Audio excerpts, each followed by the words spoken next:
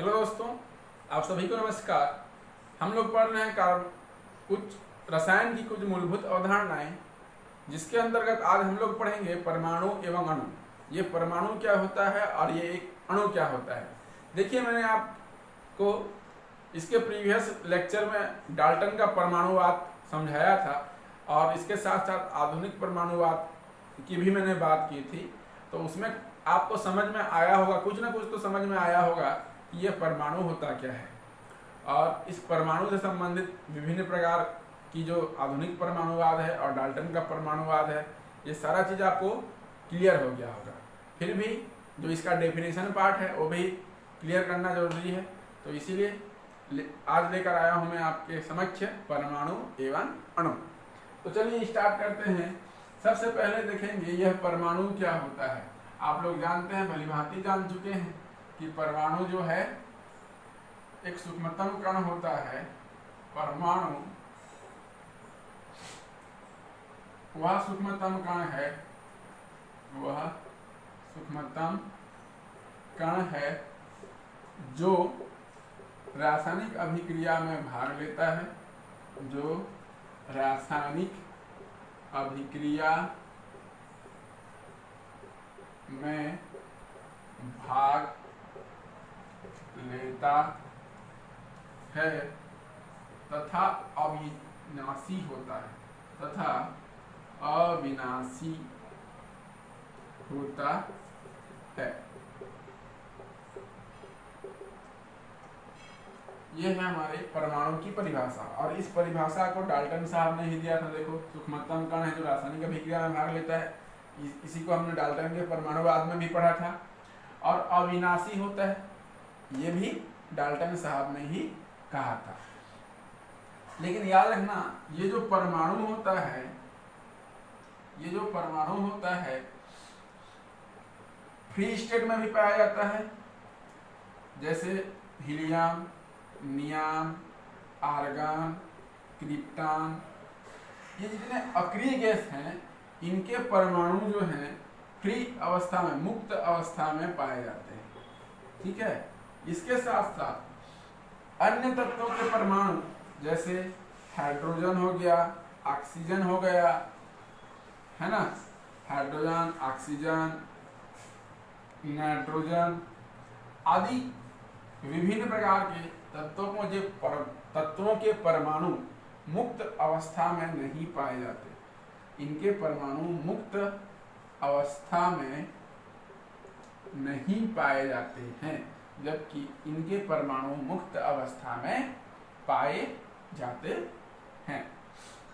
ठीक है। लेकिन याद रखना, बाद में रदरफोर्ड परमाणु मॉडल, बोर का परमाणु मॉडल आया, जिसके कारण ये कॉन्सेप्ट, ये जो अविनाशी मैंने यहाँ पर लिखा है, यह अविनाशी वाला जो कॉन्सेप्ट है वो फेल हो जाता है। क्योंकि ये जो परमाणु होता है बाद में इलेक्ट्रॉन, प्रोटॉन एंड न्यूट्रॉन से बना होता है, ऐसा सिद्ध होता है, प्रूफ होता है, हम आगे देखेंगे। तो ये तो होगी परमाणु की बात। अब परमाणु के बाद आता है अणु। यह अणु क्या होता है? तो अणु पदार्थ का वह सूक्ष्मतम कण है। अणु किसी पदार्थ का वह सूक्ष्मतम कण है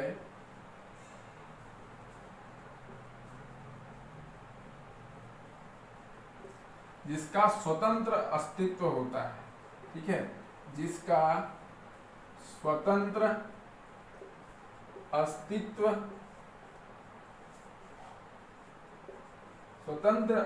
होता है, जिसका स्वतंत्र अस्तित्व होता है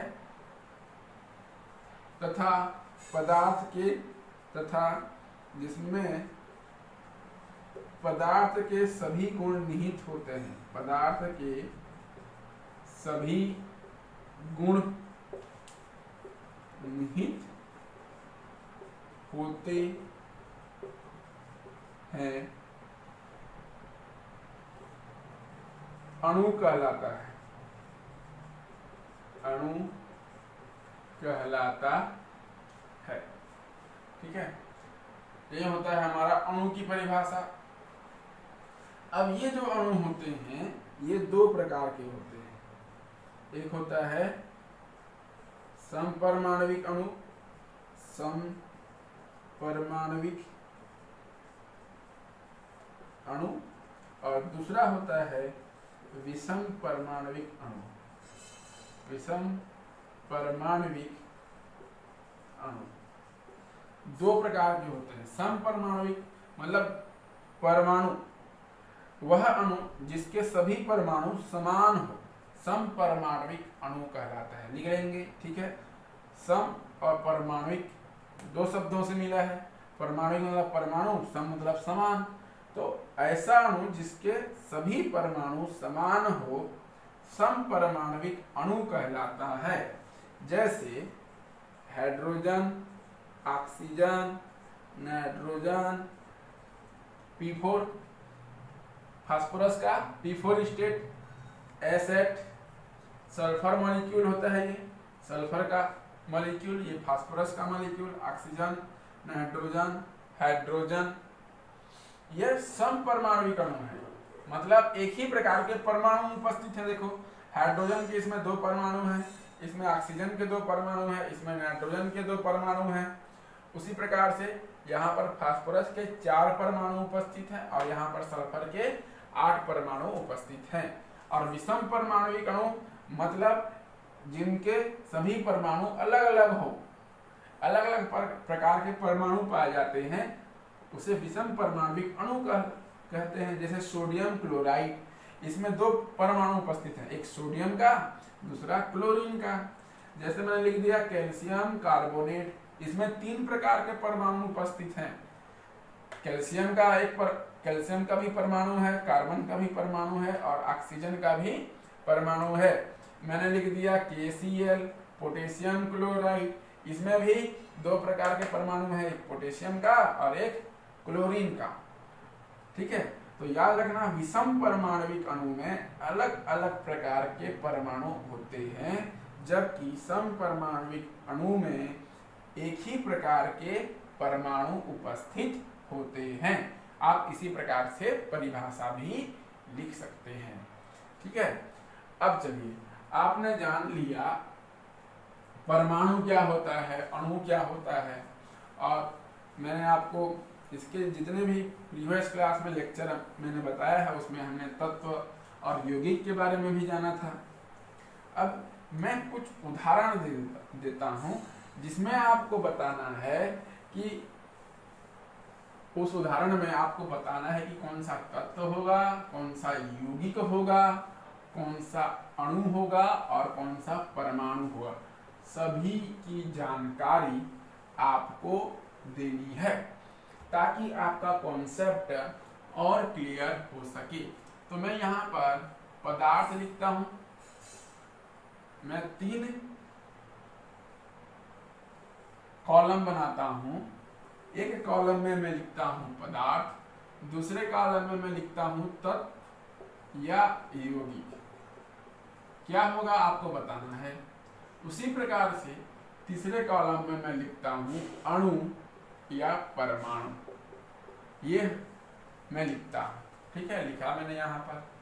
सबसे पहले मैं लिखता हूं पदार्थ में H2 लिखता हूं, H2। अब आपको बताना है H2 में ये तत्व होगा या यौगिक होगा, तत्व होगा या यौगिक होगा, अणु होगा या परमाणु होगा, आपको बताना है इसमें। क्लियर है? तो चलो एक लाइन नहीं लिखता मैं। तो सबसे पहले बताना है H2 तत्व होगा या यौगिक होगा। तो याद रखना H2 जो है तत्व होगा। अब बताओ ये तत्व क्यों हुआ। तत्व इसीलिए हुआ क्योंकि यहाँ पर एक ही प्रकार का परमाणु उपस्थित है। हाइड्रोजन प्लस हाइड्रोजन, 2 हाइड्रोजन से मिलकर बना है हुआ है ये H2, और हाइड्रोजन के 2 परमाणु उपस्थित है यहाँ पर। ठीक है, हाइड्रोजन के 2 परमाणु उपस्थित है यहाँ पर, एक ही प्रकार का परमाणु उपस्थित है, इसीलिए ये तत्व हुआ। यौगिक कोई नहीं कहेंगे, यौगिक कोई भी नहीं कहेंगे क्योंकि यह एक ही प्रकार के परमाणु से मिलकर बना है। अब ये अणु है या परमाणु है, तो ये जो है अणु है, क्योंकि 2 परमाणु उपस्थित है यहाँ पर, तो ये अणु हो गया। सिमिलरली देखना, नाइट्रोजन, ऑक्सीजन, P4, एसेट, ये जितने भी मैंने यहाँ पर लिखा है, नाइट्रोजन, ऑक्सीजन, फास्फोरस, सल्फर, ये सारे के सारे तत्व हैं, सारे के सारे तत्व हैं। क्यों तत्व हैं? क्योंकि सारे के सारे एक ही प्रकार के परमाणु से मिलकर बने हैं, इसीलिए ये तत्व हैं।